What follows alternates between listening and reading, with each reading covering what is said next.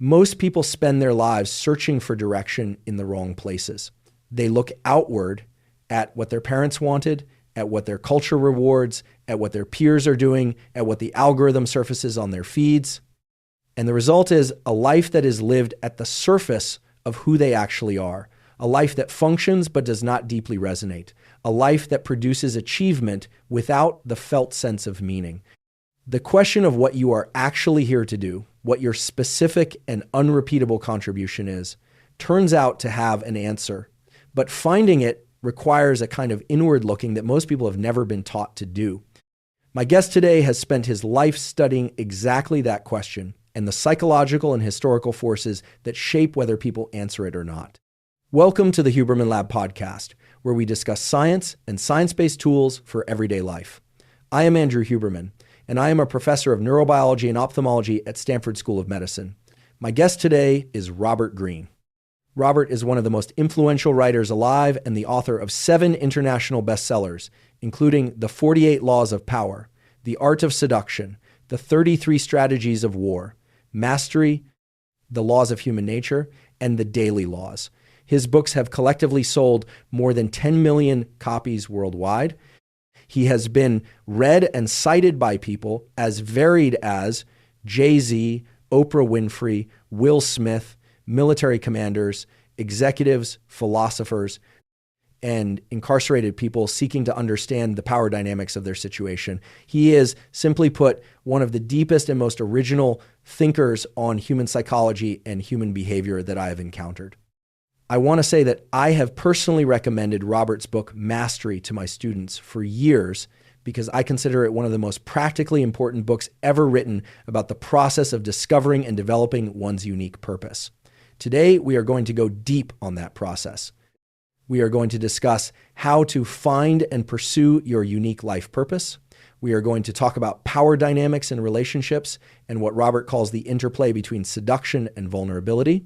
We are going to discuss how to find a genuinely compatible romantic partner. We are going to talk about the link between anxiety and creativity, which is a connection Robert has observed consistently across the lives of the most creative people in history and in his own life. We are going to talk about how to choose mentors and role models in a way that actually serves your development rather than misdirecting it.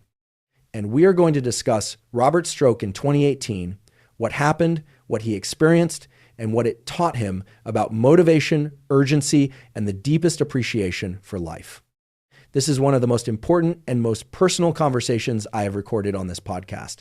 Timestamps are in the description below. Before we get into the conversation, let me briefly thank our sponsors. Without further ado, my conversation with Robert Greene. Robert, I want to begin at the beginning, which for you means the question of how you arrived at the work you have done. Because I think understanding how your own life purpose emerged, the specific circumstances and the specific practices that allowed it to become clear to you, is itself one of the most instructive entry points for listeners who are trying to figure out the same thing in their own lives. You did not become a writer in a straightforward way. You worked, as I understand it, approximately 80 different jobs before writing The 48 Laws of Power. That number is accurate. And I want to be honest about what that period looked like from the inside, because it did not look like a purposeful journey at the time. It looked like failure. It looked like the inability to find a place where I fit. I worked in journalism. I worked in Hollywood as a story developer and writer. I worked in New York at magazines, including Esquire. I lived in London, Paris, Barcelona. I worked as a translator. I worked in ways that are too various to list. And in almost all of those contexts, I was both learning enormous amounts and feeling deeply out of place. There was something in me that was searching for an outlet that I could not find. And the absence of that outlet was genuinely painful. What I understand now, having spent decades thinking and writing about this process, is that those years were not wasted. They were the formation period. They were the accumulation of experience, of observation, of exposure to human nature in its extraordinary variety that would eventually provide the raw material for everything I have written. But I could not have known that at the time. The formation period almost always feels like aimlessness from the inside. That is one of the most important things I want people to understand about the search for purpose. Let me say something about what I mean by purpose, because I think the word is used carelessly and in ways that make the search seem either simpler or more mystical than it actually is. Purpose is not a grand vision handed to you from above. It is not a sudden revelation. It is a direction that emerges from the most specific and most honest possible attention to who you actually are. And by who you actually are, I mean something quite specific. The intersection of what absorbs you most completely, what makes you forget time, what produces in you a quality of energy and interest that feels different from ordinary interest, and what is connected to the deepest threads of your personal history and your deepest resentments and enthusiasms. The neuroscience that Andrew knows better than I do would say this is about dopamine and the reward system, about which stimuli produce genuine intrinsic motivation, as opposed to the desire for approval or reward that external goals produce. And what I have found, studying the lives of historical figures who achieve genuine mastery and purpose, is that the signal is always there. It does not appear suddenly. It has been whispering your whole life. The problem is that most people have learned to override it, to dismiss it as impractical or unrealistic, and to pursue the goals that their culture and their family have supplied instead. I want to talk about what you call the primal inclination, because I think this concept from mastery is one of the most practically important ideas in your work. The primal inclination is the idea that each person has, from an early age, a specific orientation or fascination that is genuinely their own, that preceded the influence of parental expectation and social conditioning, and that can serve as a compass for the search for purpose. How do people identify it? Especially those who feel they have lost touch with it after years of living according to other people's expectations. The primal inclination is there. I have never encountered a person in whom it was truly absent, but it can be buried under years of conditioning, under years of having been told that what you are drawn to is not practical, not serious, not worth pursuing. The access points are several. The first and most reliable is memory. What absorbed you completely before you were old enough to care what people thought, not what you were good at in the conventional sense of academic performance. What drew your attention with such force that you forgot to eat, forgot what time it was, forgot to be self-conscious? For Darwin, it was collecting specimens from the natural world. For Mozart, it was music in a form that was almost compulsive from his earliest years. For Einstein, it was a specific kind of spatial and physical imagination. These early absorptions are data. They are the clearest signal you will ever get about the direction of your genuine inclination. The second access point is what I call negative definition. Pay attention to what you hate. What fills you with a specific kind of frustration or constriction? Not the ordinary frustration of difficulty, but the particular frustration of being asked to do something that feels fundamentally wrong for who you are. That sense of wrongness is also information. It is telling you something about the boundaries of your inclination as surely as the positive absorptions tell you about its center. The third access point, and this one is available at any age, is attention to energy. Not the energy of caffeine or novelty or social excitement.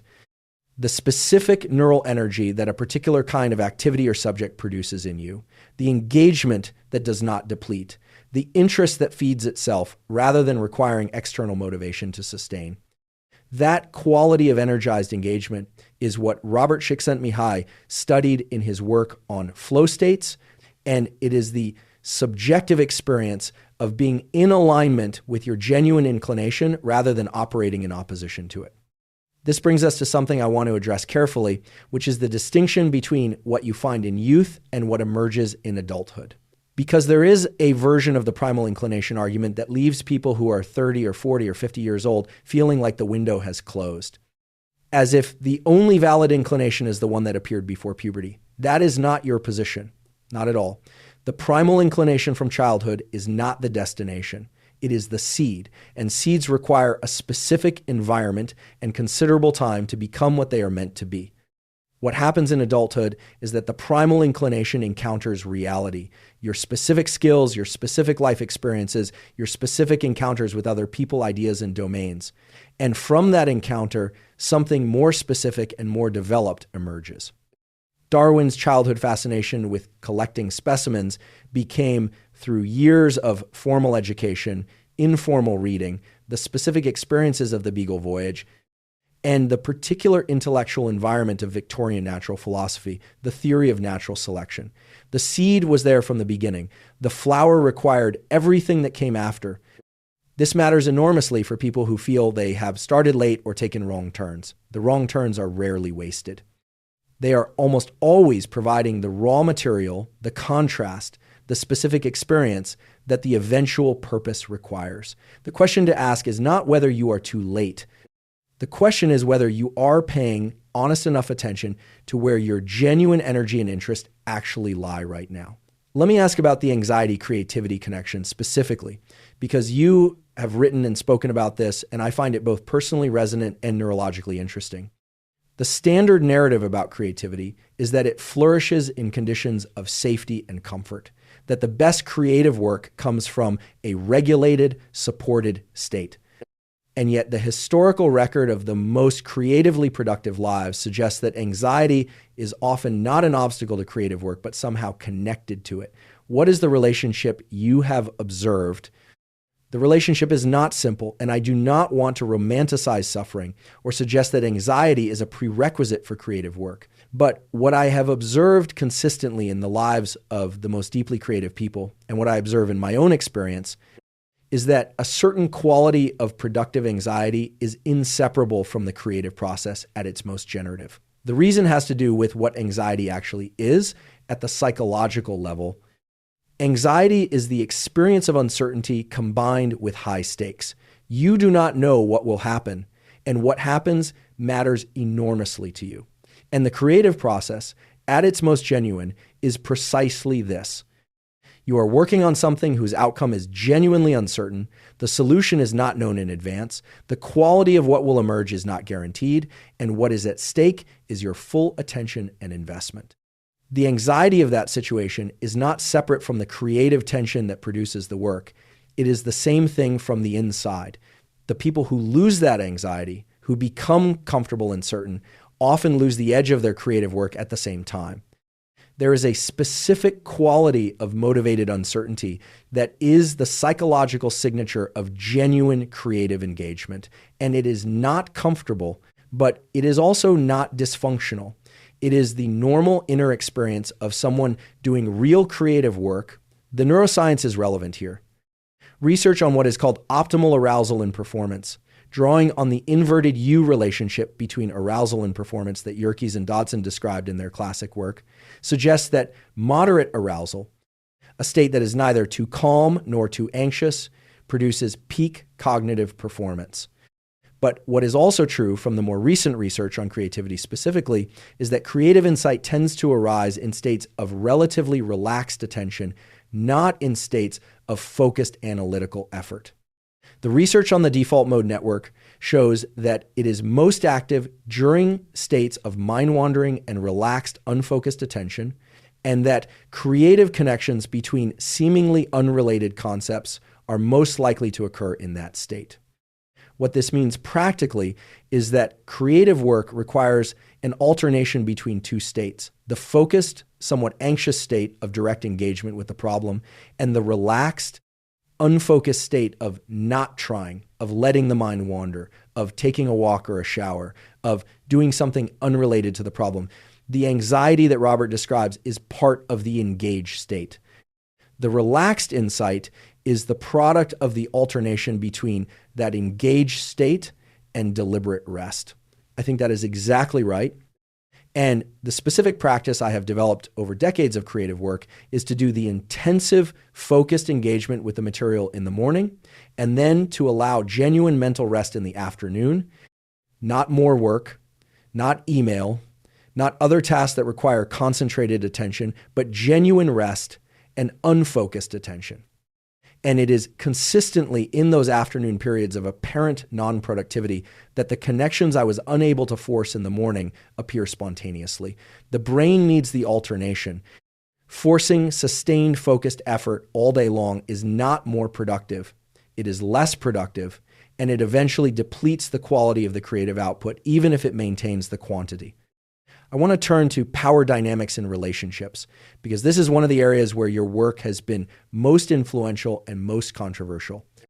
The 48 Laws of Power is the most banned book in prisons in the United States. It has also been one of the most influential books for people from Jay-Z to military commanders. The controversy around it often comes from the assumption that the book is prescriptive, that it is telling people to manipulate and dominate. My reading of it, and I want to hear your own account, is that it is primarily descriptive.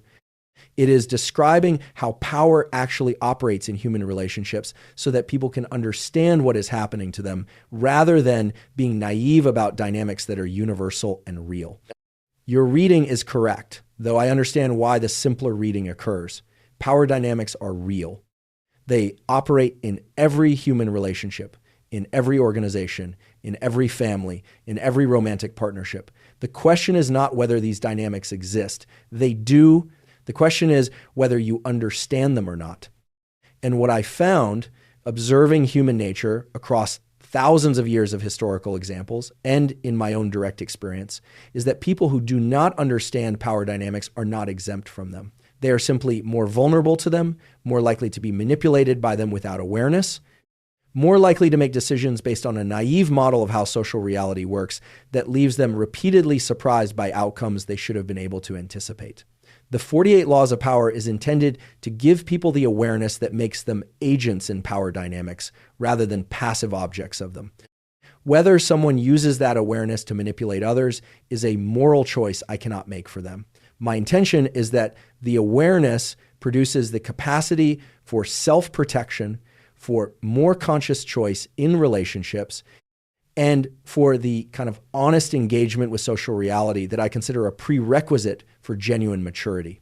Let me ask specifically about the power dynamics in romantic relationships, because this is something that affects everyone and where I think there is enormous confusion. You have written about seduction in a way that, again, is often misread as prescriptive manipulation. But there is a deeper framework in your work about seduction and vulnerability, about how genuine attraction operates, that I want you to explain in your own terms. The Art of Seduction was written to describe how seduction actually works, not as a manipulation handbook. And what seduction actually is, at its psychological core, is the creation of genuine interest and desire in another person, not through pressure or deception, but through a particular kind of engagement that activates their imagination and makes them feel seen in a specific way. The most powerful form of seduction, and I do not mean this in a purely romantic sense, is making another person feel that you understand something in them that they themselves have barely articulated, something specific and individual about who they are. That experience of being genuinely seen, as opposed to being engaged with as a generic person or as a projection of someone else's needs, is extraordinarily attractive. It is attractive in romantic context, and it is attractive in every other human context. Leadership is seduction in this sense. Mentorship is seduction. Great teaching is seduction. The skill of making people feel genuinely seen and genuinely engaged with is one of the most powerful social skills a human being can develop. The relationship to vulnerability is this. Genuine seduction, in the deep sense I am describing, requires that you actually see the other person, which requires that you are actually paying attention to them rather than performing for them. And paying genuine attention to another person requires a kind of openness that is itself a form of vulnerability. The most powerful social presence is not the impenetrable fortress. It is the person who is simultaneously deeply engaged and genuinely open, who can be moved by what they encounter without being destabilized by it. What does healthy self-awareness actually look like in practice? Because I think there is a version of self-awareness that is actually sophisticated self-deception, where people have a very elaborate story about who they are and what they value and what drives them, and that story is not accurate. It is a performance for themselves and for others. How do you distinguish genuine self-awareness from its imposters? This is one of the most important questions in all of psychology, and it is one that I spent significant time on in the Laws of Human Nature. The fundamental obstacle to genuine self-awareness is what psychologists call the self-serving bias. The tendency to interpret information about ourselves in whatever way is most flattering to our sense of ourselves. We do not see ourselves. We see the version of ourselves that we need to see to maintain our sense of self-worth and our sense of competence and our sense of being a good person. And because this process is largely unconscious, we do not experience ourselves as distorting the information. We experience ourselves as seeing clearly. The paradox is that the people who are most certain they are self-aware are often the least so, because genuine self-awareness involves a continuous confrontation with information that is uncomfortable and the ability to sit with that discomfort without immediately resolving it through rationalization. The practices I have found most reliable for developing genuine self-awareness are several. The first is other people. Not what they say about you, which is filtered through social politeness and their own agendas, but how they consistently behave toward you over time.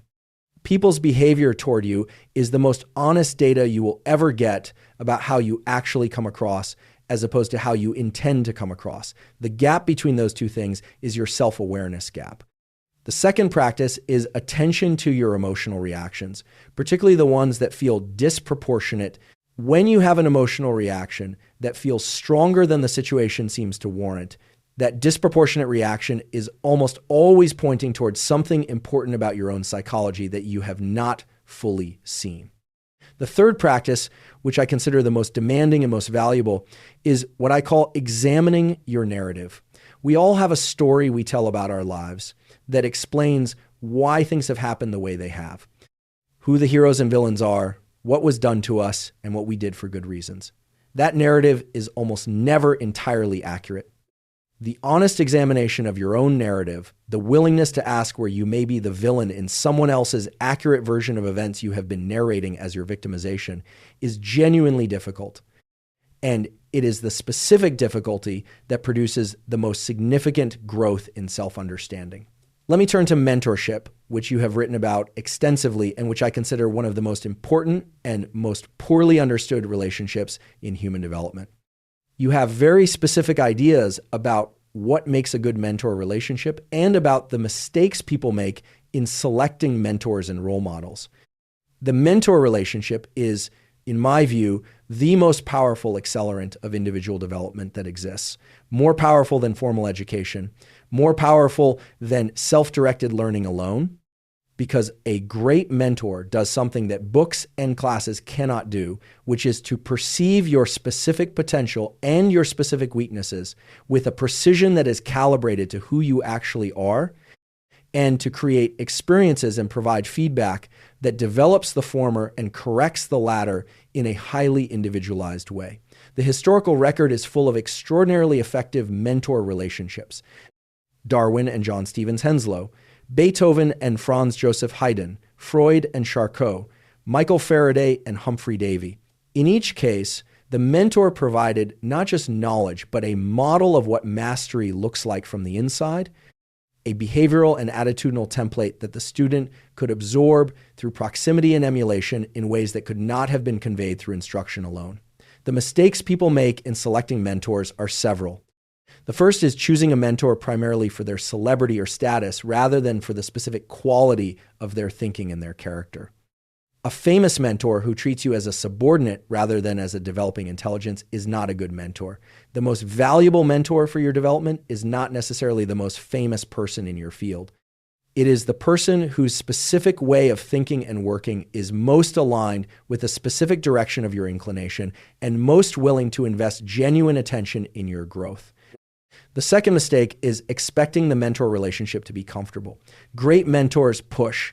They give you honest feedback about your weaknesses in ways that the people who like you and want you to feel good will not. The discomfort of genuine mentorship is not a sign that something has gone wrong. It is the mechanism through which growth occurs.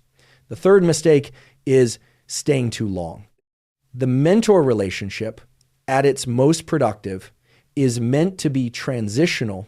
The student absorbs what the mentor can provide, develops the capacity to generate their own original approach, and then must differentiate from the mentor to fully develop their own identity. Students who remain indefinitely in the mentor's shadow, who cannot differentiate, fail to achieve the originality that their development was building toward. What about role models, which is distinct from mentors? Because most people will not have access to direct mentorship from the people whose work they most admire.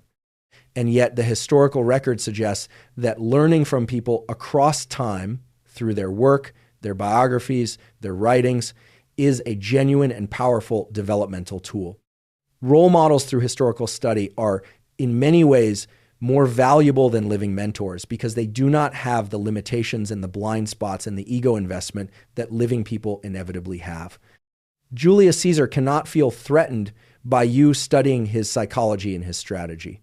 Darwin cannot be annoyed by your close attention to the development of his thinking.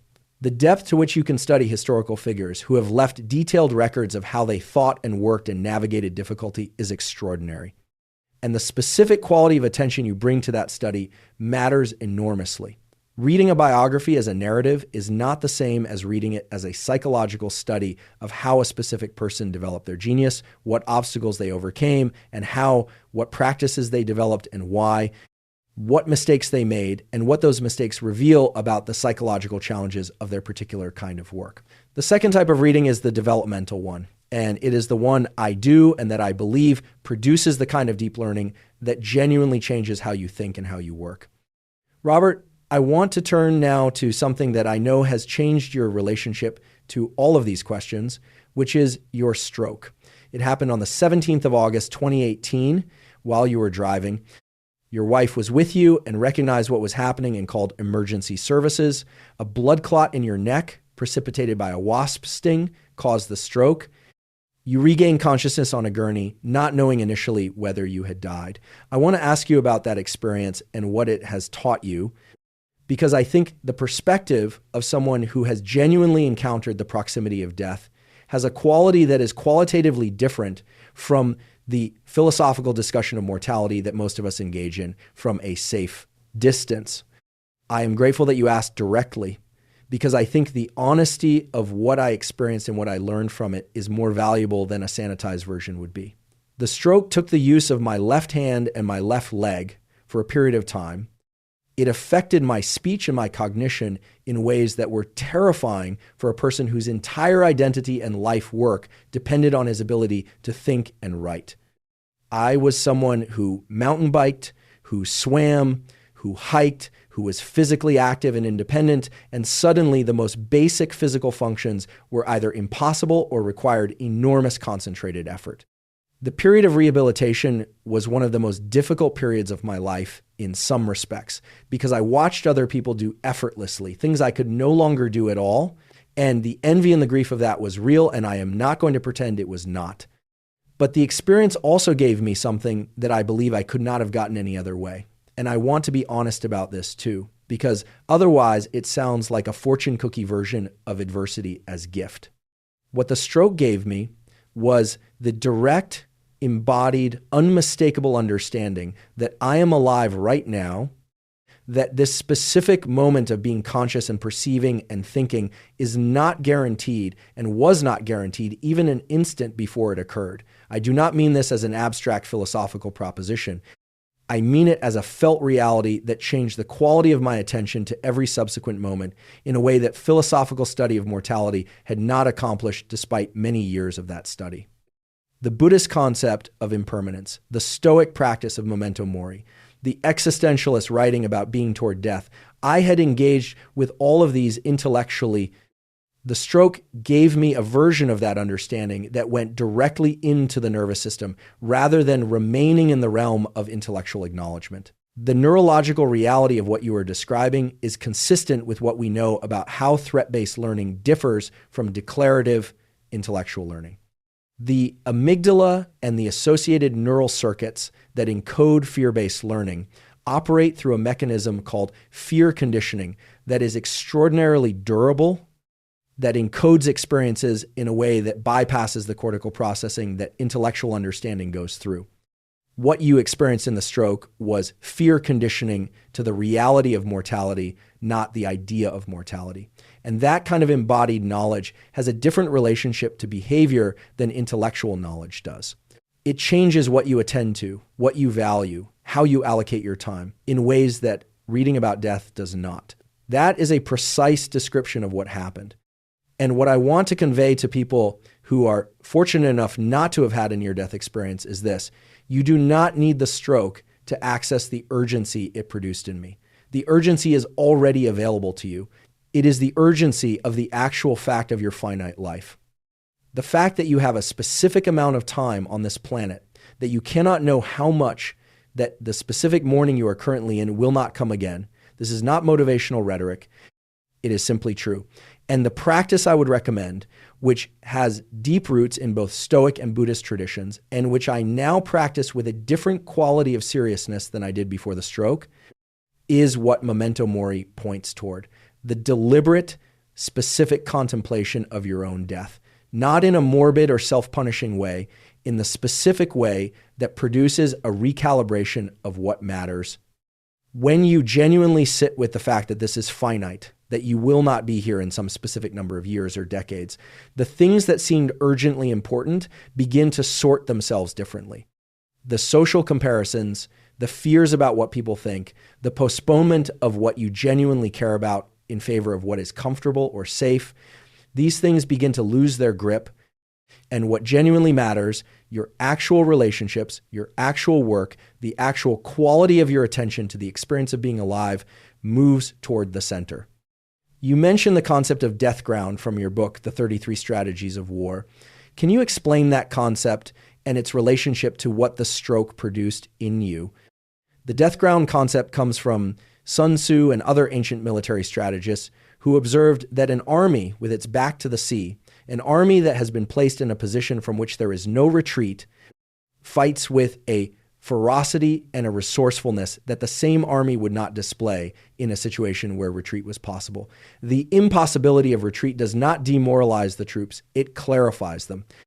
It removes the option of the most comfortable choice, which is withdrawal, and forces the full mobilization of every available resource toward the only remaining option, which is to fight forward. What the stroke produced in me was a version of death ground. The alternative to continuing to live with full presence and full engagement with my work was not attractive. It was, as I said in one interview, the alternative was losing hope and becoming suicidal, and I was not going to allow that. So the full weight of my remaining energy and capacity went toward the work that remained to be done. The experience of death ground is real. People who have been placed in positions from which comfortable retreat is not possible, through illness, through loss, through financial catastrophe, through any of the forms of forced reckoning that life eventually delivers, often report that the crisis released capacities and committed them to what matters in ways that comfortable safety had never accomplished. The question is whether you can access that quality of commitment and clarity without waiting for the external forcing function.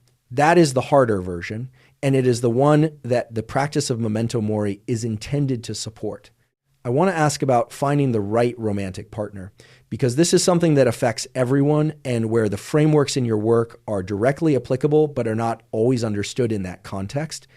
You talk about genuine seduction in the deep sense, about seeing another person specifically rather than projecting onto them. What does that look like in the process of selecting a romantic partner?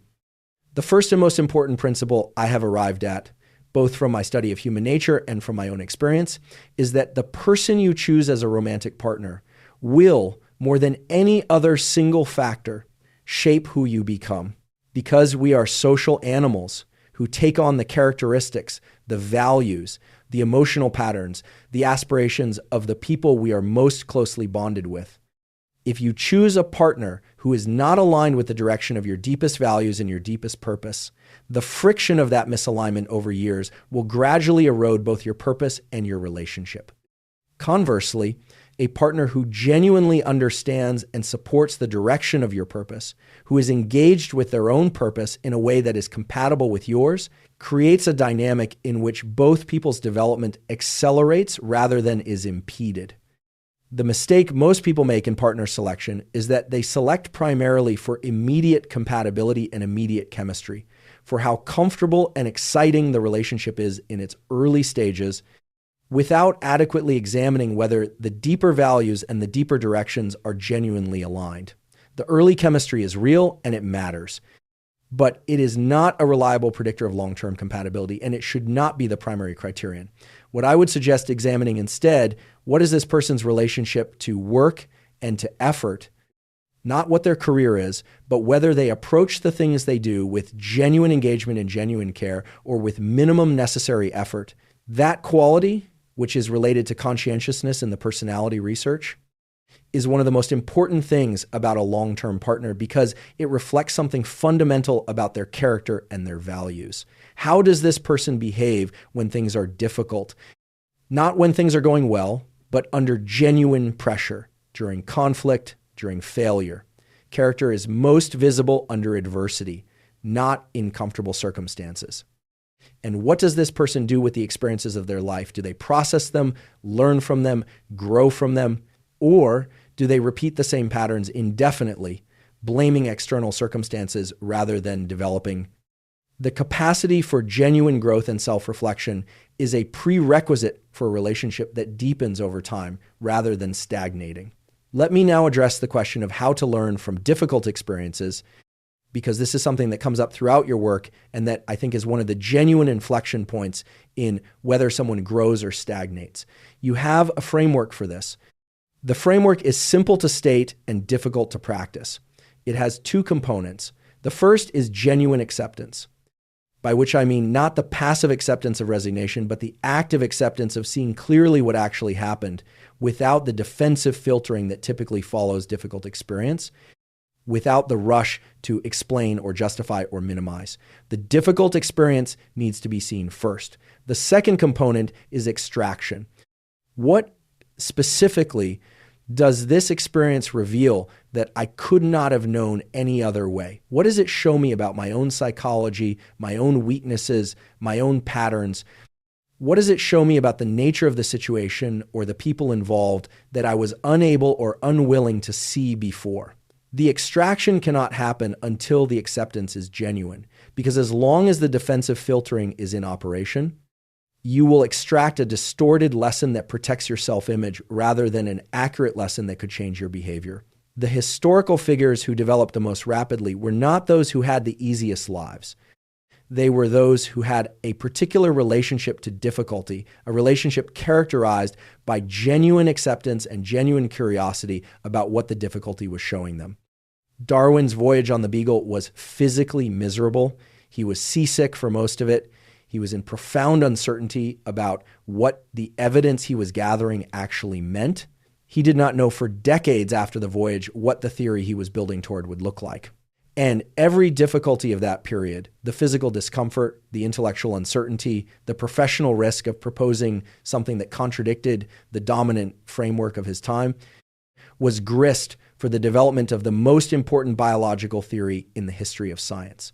The difficulty was not incidental to the development, it was essential to it, because it forced a quality of close, honest attention to what was actually true rather than what was comfortable to believe. I want to end our conversation where we began, which is with purpose, because I think the deepest and most practical question for anyone listening is not how to find purpose in some abstract sense, but how to live in the direction of it, given the reality that it is rarely clear, rarely linear, and rarely comfortable. What do you consider the most important practical guidance you can offer? The most important thing I know about purpose, from both the historical study and from my own experience, is this. Purpose is not a destination. It is a practice. It is the practice of the most honest possible attention to what genuinely engages and absorbs you, combined with the willingness to build toward the expression of that engagement over whatever time frame is required. Most people want purpose to be a light that comes on, a sudden clarity that tells them what to do and removes the uncertainty. It does not work that way. Purpose emerges gradually through the accumulation of specific experiences, specific attempts, specific failures, and specific moments of engagement that are honest enough to be paid attention to and taken seriously. The specific practical starting point is exactly what I described earlier. Pay attention to what produces the particular quality of energized engagement that feels qualitatively different from ordinary interest. Not the things that are supposed to interest you, not the things that would impress the people you want to impress, the things that produce the specific neural energy that feels different from everything else. That signal is there. It has been there your whole life. The practice is learning to distinguish it from the noise of approval seeking and comfortable habit and social comparison. And then once you have a direction, even an imprecise one, the practice is to move toward it, not to wait for certainty, not to wait for the ideal conditions, to move, because movement generates feedback that waiting never does. And it is the feedback of actual engagement with your genuine direction that clarifies purpose more than any amount of reflection in the absence of action. The stroke taught me, in the most direct possible way, that the time for this is now, not after the conditions are better, not after you have more information or more security or more certainty about the outcome. Now, because the now you are currently in is the only one that is available to you. And it is, if you can see it clearly, enough. Let me close with the key takeaways from today's conversation. Purpose is not a grand vision delivered suddenly. It is a direction that emerges from the most specific and honest attention to what genuinely absorbs you, what produces the particular quality of energized engagement that feels qualitatively different from ordinary interest, and what is connected to the deepest threads of your personal history. The signal has been there your whole life. The work is learning to hear it beneath the noise of social expectation and approval seeking. The primal inclination from childhood is the seed. The flower requires everything that comes after, including the apparent wrong turns and failures, which are almost always providing raw material the eventual purpose requires. Healthy self-awareness is not a story about yourself. It is a continuous confrontation with uncomfortable information. The most reliable access points are how people actually behave toward you over time, your disproportionate emotional reactions and what they are pointing to, and the honest examination of the narrative you tell about your own life. Productive anxiety is not separate from creative engagement. It is the same thing from the inside. The practice is to alternate between focused, engaged effort and deliberate mental rest, because it is in the rest that the connections made possible by the focused effort appear. The mentor relationship accelerates development more than any other single factor, but the mistakes of choosing for status rather than genuine fit, expecting comfort rather than productive discomfort, and staying too long when the time to differentiate has arrived undermine its value. Role models across history, studied with genuine psychological depth rather than as narrative, are more available and in some respects more valuable than living mentors for the same developmental purpose. Robert's stroke on the 17th of August 2018 produced what years of philosophical study of mortality had not: the felt, embodied, nervous system level understanding that this moment is not guaranteed and that the urgency to live in the direction of what genuinely matters is real and present. The concept of death ground, drawing on Sun Tzu, suggests that the impossibility of retreat clarifies and mobilizes in ways that comfortable option having does not, and that the practice of memento mori is the deliberate, non-morbid cultivation of that same clarity without requiring the external forcing function. Romantic partner selection is one of the most consequential decisions a life contains, and selecting primarily for early chemistry without examining alignment in values, relationship to effort, and capacity for growth and self-reflection is one of the most common and most costly developmental errors. And purpose is a practice, not a destination. The movement toward your genuine direction, however imprecise, generates the feedback that clarifies purpose in a way that waiting for certainty never does. The time for that movement is now. All of Robert Greene's books are linked in the description below.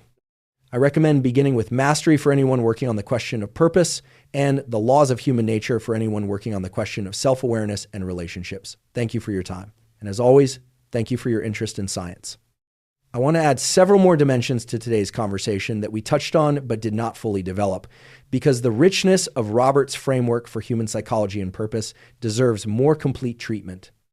Let me go deeper on what Robert means by the primal inclination and its relationship to the specific neuroscience of intrinsic motivation. When Robert talks about the quality of energized engagement that feels different from ordinary interest, he is describing something that has a specific biological correlate: intrinsic motivation, as distinguished from extrinsic motivation by self-determination theory. Researchers Edward Deci and Richard Ryan at the University of Rochester is motivation that arises from the activity itself rather than from the external reward the activity produces. The neural signature of intrinsic motivation involves the dopaminergic reward system, particularly the mesolimbic pathway from the ventral tegmental area to the nucleus accumbens, but it differs from the dopamine response to anticipated external reward in a specific way. Intrinsic motivation is associated with sustained dopaminergic engagement that does not habituate rapidly to the stimulus, whereas extrinsic motivation is associated with dopamine responses that are tied to the delivery of the external reward and that diminish when the reward is absent. What this means practically is that genuine intrinsic motivation, the kind that Robert is pointing to when he talks about the primal inclination, has a quality of self-sustaining energization that does not require the constant renewal that externally motivated behavior requires. When you are working in the direction of your genuine inclination, the work itself provides the motivation. When you are working primarily for external reward, the motivation continuously needs to be renewed by the prospect of that reward, which is both exhausting and produces a fundamentally different relationship to the work. The research on this is quite clear and quite consistent, and it is one of the reasons why people who build careers and lives organized around intrinsic motivation tend to sustain their engagement and their productivity over much longer periods and at much higher levels than people whose primary motivation is extrinsic. I also want to go deeper on the concept of mastery itself as Robert develops it, because I think the framework he uses has more specificity than the word itself suggests. Robert's model of mastery development involves several distinct phases, each with its own psychological challenges and its own developmental requirements. The first phase is what he calls the apprenticeship. This is the phase of deep immersion in the fundamental skills and the existing knowledge of your domain. The specific quality of attention required in the apprenticeship is what he calls passive absorption in the early stages, which means setting aside the ego's desire to express and impress and instead prioritizing observation and absorption. Watch how the masters in your field work. Learn the existing rules before you begin to innovate. This flies in the face of a cultural moment that prizes originality and authenticity and self-expression from the beginning, but the historical evidence is overwhelming that the most original creative contributions came from people who had done a deep and thorough apprenticeship in their domain first. Einstein was a master of the mathematics and physics of his time before he reformulated its foundations. Darwin was a careful naturalist who had absorbed the existing taxonomy and theory of his field before he overturned them. Mozart spent years in rigorous formal training before he began to produce the work that we associate with his mature genius. The apprenticeship is not a detour around originality. It is the foundation that makes genuine originality possible. The second phase in Robert's framework is the creative active phase, in which the knowledge and skills accumulated in the apprenticeship begin to combine in novel ways and the practitioner's distinctive perspective and approach begin to emerge.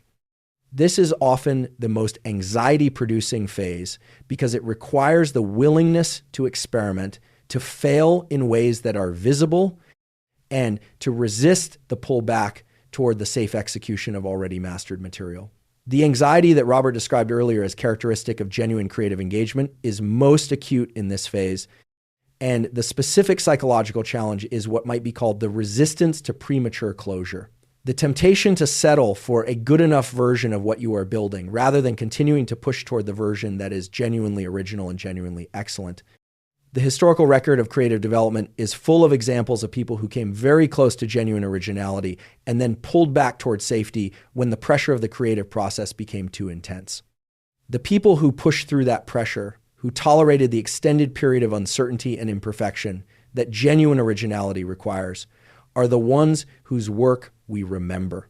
The third phase is mastery itself, which is the condition in which the skills and knowledge that required conscious effort in the apprenticeship have become largely intuitive, freeing the practitioner's conscious attention for the highest level of creative synthesis.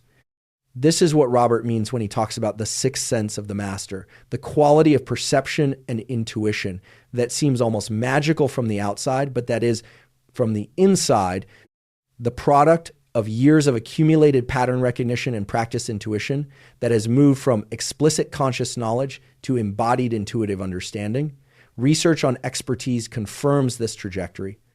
Research by Anders Ericsson at Florida State University on the development of expertise in chess players, musicians, athletes, and medical diagnosticians consistently found that the transition from competence to expert intuition required approximately 10 years of what he called deliberate practice, meaning practice that is specifically designed to address the current limits of performance rather than rehearsing already mastered material. The expert's intuition is not a gift that bypassed the long development. It is the compressed product of that development.